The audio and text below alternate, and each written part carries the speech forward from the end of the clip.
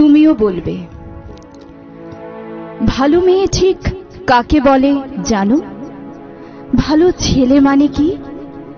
তুমিও বলবে সহজ প্রশ্ন, মাপকাঠি একটি।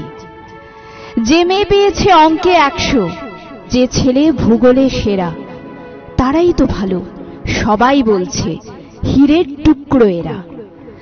কাগজে তাদের ছবি ছাপা হয়, টিভিতে দেখায় মুখ, তাদের জন্য আমারও তো ভাই আনন্দে ভরে বুক। কিন্তু তবু জানো কেন বলছি? দেখে শুনে পাই ভয়, শুধু এত এত নম্বর পেলে ভালো ছেলে মেয়ে হয়? আচ্ছা ধরো না, যে মেয়ে পেয়েছে অঙ্কে অনেক কম, তার গান শুনে মুগ্ধ সবাই, হাততালি হরদম।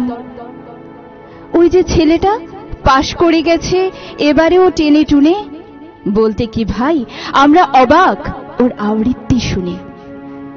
নাটকে ওর নেশা আছে খুব, পরের বিপদে ও ছোটে।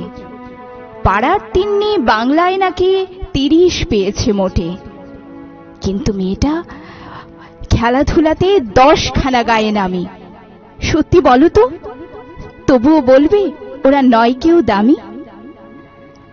চাই যে অনেক ইঞ্জিনিয়ার, চাই আরো ডাক্তার, পাশাপাশি চাই শিল্পী, খেলুড়ে, স্নেহময়ী সিস্টার।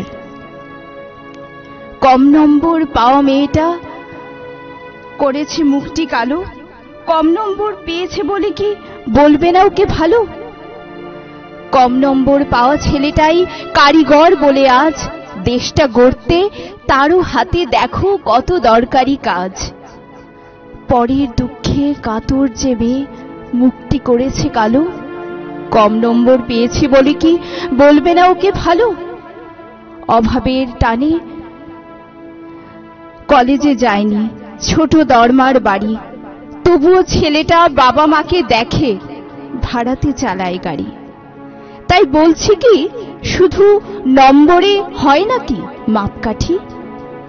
ভালো ছেলে মেয়ে বলতে কি ভাই, মানুষ চাইছি খাঁটি, মানুষ চাইছি খাঁটি।